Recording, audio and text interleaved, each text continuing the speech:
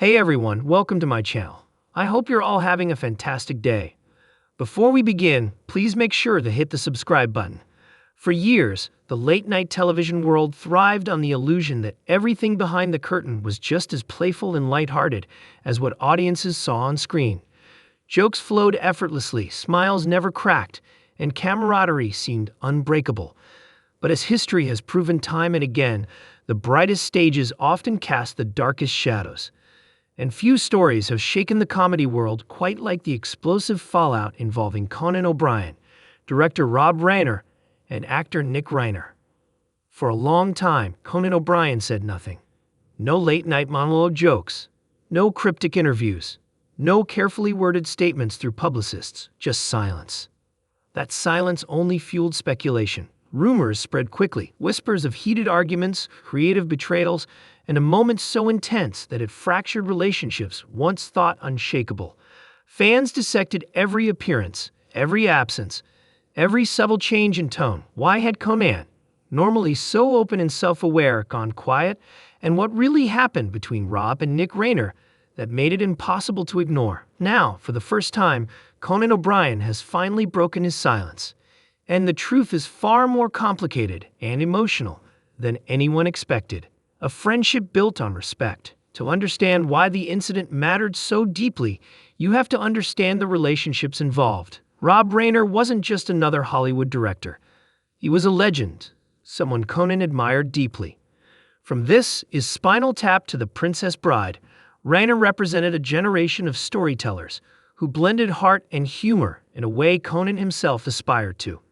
Their mutual respect went beyond professional courtesy. It was rooted in shared values about comedy, integrity, and collaboration. Nick Reiner, Rob's son, was part of a newer generation navigating an industry already heavy with legacy and expectation. Talented, ambitious, and eager to carve out his own identity, Nick had something to prove, not just to Hollywood, but to himself.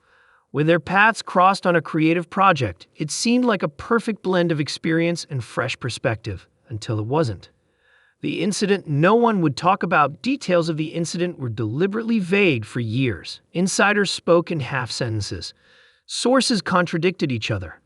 Some claimed it was a creative disagreement that spiraled out of control. Others insisted it was personal, raw, and deeply uncomfortable. What everyone agreed on was this: something happened behind closed doors that permanently altered the dynamic between Rob and Nick and placed Conan squarely in the middle. According to Conan, the moment unfolded not as a single explosion, but as a slow-burn tension that finally ignited. There was this feeling, Conan later said, that nobody wanted to be the first person to say, "This isn't working." And that's usually when things get dangerous. Creative meetings became tense. Conversations grew clipped. Jokes stopped landing. What should have been collaborative turned into territorial. And Conan, known for diffusing tension with humor, found himself unable to joke his way out. When comedy stops being funny, Conan admitted that what disturbed him most wasn't the argument itself, but what it revealed. This wasn't about ego, he explained. It was about identity. Rob Reiner was defending decades of experience and a creative philosophy forged over a lifetime. Nick Reiner was fighting to be seen as more than just someone's son, and caught between them was a project that suddenly carried emotional weight far beyond its original scope. At one point, voices were raised. According to Conan, the room went silent. Not the comfortable silence of thought, but the suffocating kind that signals something has gone wrong. "That's when I knew," Conan said quietly. "We had crossed a line." No insults were thrown that couldn't be taken back. No doors were slammed. Yet the damage was real. The trust, the easy assumption of goodwill, was gone. Conan's choice to stay silent. So why didn't Conan speak up sooner? The answer, he admits, is guilt. "I felt responsible," he said, "not for causing it, but for not stopping it." Conan believed that stepping into the public narrative would only deepen wounds that were still raw.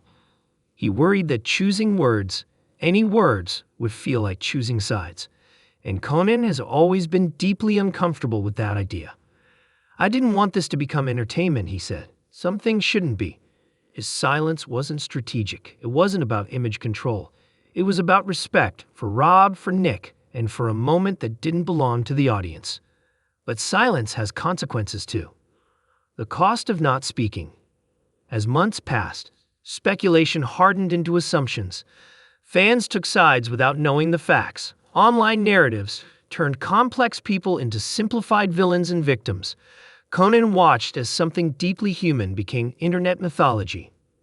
That part hurt more than the argument itself, he admitted. He'd also acknowledged that his silence may have unintentionally validated false stories.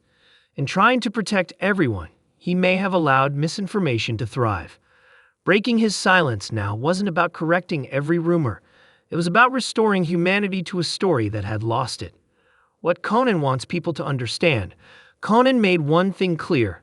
There was no single villain. This wasn't a scandal, he said. It was a collision. A collision between generations. Between legacy and independence. Between love and expectation. He emphasized that both Rob and Nick were acting from deeply personal places, and that neither intended to hurt the other. Creative work is intimate, Conan explained. People forget that.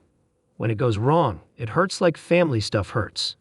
Perhaps the most surprising part of Conan's reflection was his admission that the incident changed him. I don't rush past discomfort anymore, he said. I don't assume humor can fix everything. Where things stand now, Conan confirmed that while relationships were strained, they were not destroyed. There's space now, he said, and sometimes space is what healing looks like. No dramatic reconciliations, no staged apologies. Just time, reflection, and quiet conversations away from cameras. And Conan, he carries the lesson with him. In this business, we're rewarded for talking, he said. But sometimes the hardest and bravest thing is knowing when to listen. A final thought. The explosive Rob and Nick Reiner incident was never about fame or headlines.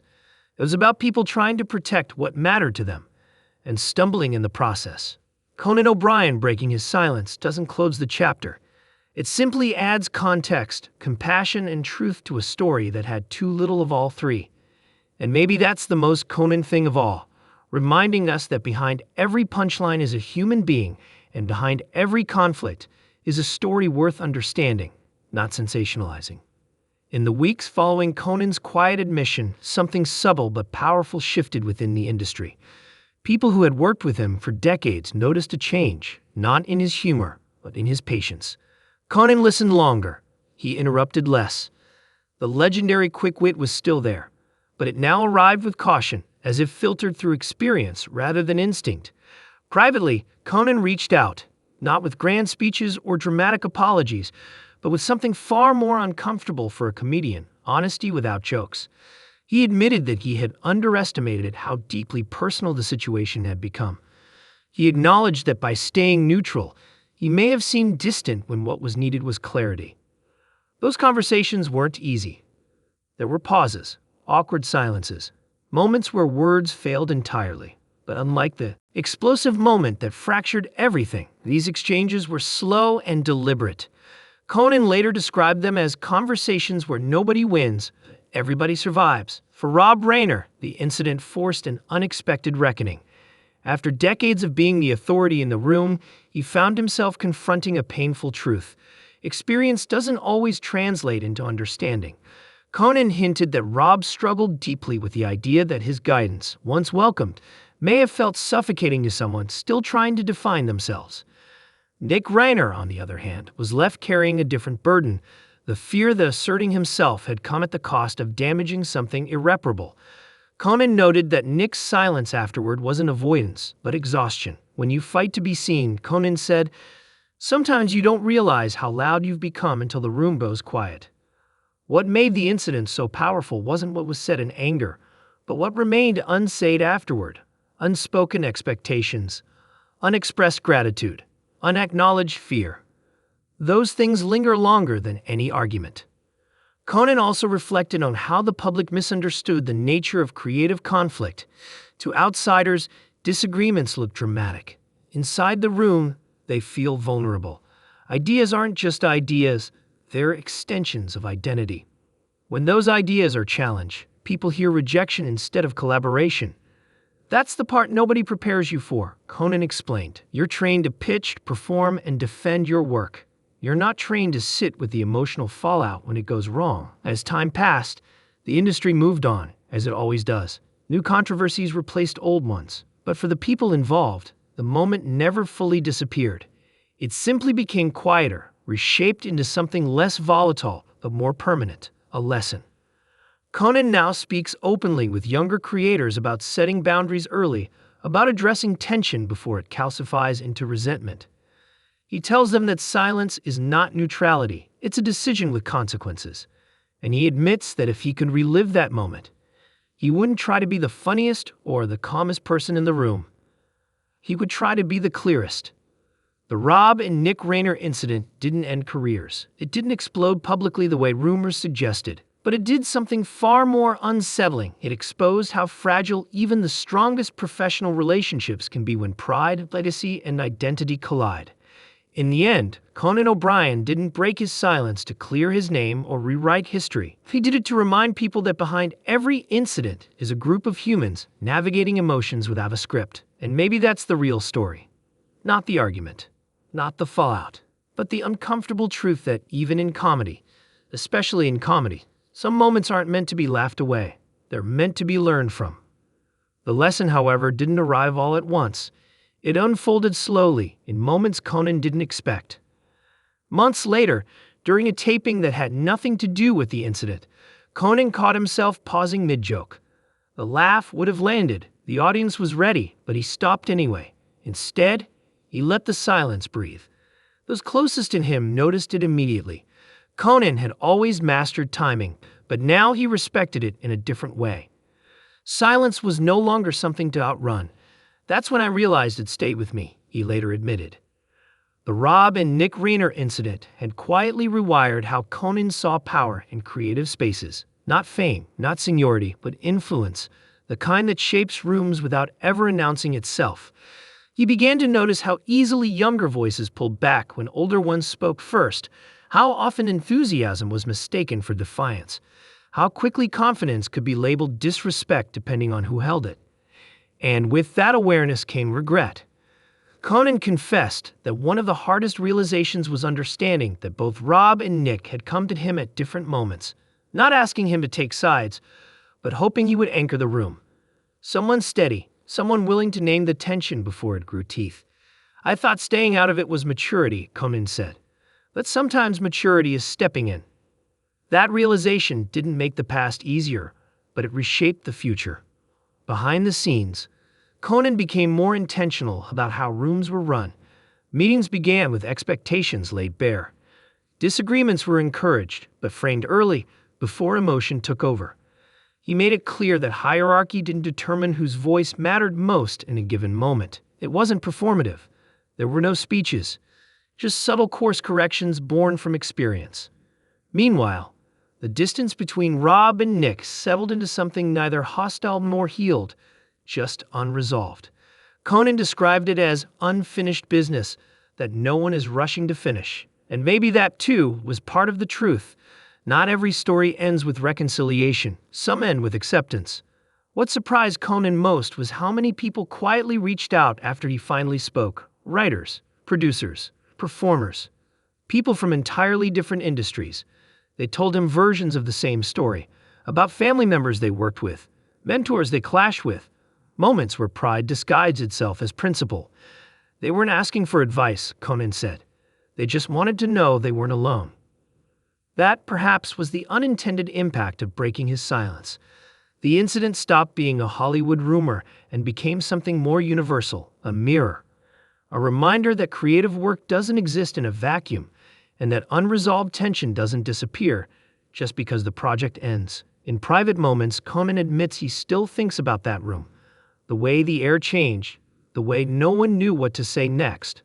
Not with shame, but with clarity. It marked the end of a version of himself who believed good intentions were always enough. They aren't. The Rob and Nick Reiner incident didn't explode careers or make headlines the way people expected. Instead, it left something more enduring. A quiet shift in how people listen, how they speak, and how they recognize when a moment matters more than their comfort. And maybe that's why Conan waited so long to speak, because some stories don't need to be told quickly. They need to be understood slowly. Slow understanding, Conan learned, has a way of changing the present as much as it reframes the past. Long after the conversations faded and the rumors lost their urgency, Conan found himself returning to one question he hadn't asked soon enough. What does responsibility look like when no one assigns it to you? In the Rob and Nick Reiner incident, no one had pointed to him and said, "Fix this." Yet the weight of that moment lingered precisely because he knew he could have altered its course. That realization didn't come with drama. It arrived quietly, during travel days, during long walks between hotels and studios, during moments when laughter felt automatic but reflection did not. Conan began to understand that being the most experienced person in a room doesn't always mean being the loudest or the funniest. Sometimes it means being the one willing to absorb discomfort so others don't have to carry it alone. He also began to see the incident less as a fracture and more as a fault line, something that had always been there, invisible until pressure revealed it. The tension between legacy and independence wasn't unique to the Reiners. It was everywhere in Hollywood, hidden beneath polite smiles and professional courtesy. Fathers and sons, mentors and proteges, veterans and newcomers. Everyone pretending the power imbalance didn't exist until it suddenly did. Conan admitted that what haunted him most wasn't the argument itself, but the moment afterward when everyone instinctively looked away, not out of cruelty, but out of fear. Fear of saying the wrong thing. Fear of making it worse. Fear of becoming part of the story. That's when things calcify, Conan reflected, when everyone decides the safest thing is to do nothing. In hindsight, you realize that silence isn't neutral, it's adhesive. It allows tension to harden into identity. Rob became the immovable legend. Nick became the defiant son, and Conan, unintentionally, became the absent moderator. None of those labels were fair, but once formed, they were hard to dissolve. Time, of course, did what it always does. Projects ended, schedules shifted, distance softened the sharpest edges, yet the incident left behind an invisible marker, one that Conan believes shaped how all three men approach collaboration now. Less assumption, more caution. A heightened awareness of how quickly respect can turn into resistance when communication fails. Conan never claims credit for healing anything. He's careful about that. People fix themselves, he says. All you can do is stop making it harder. What he does acknowledge is that the experience forced him to grow past a version of himself that believed empathy alone was enough. Empathy, he learned, must sometimes be active, vocal, risky. Today, when Conan looks back, he doesn't see villains or victims.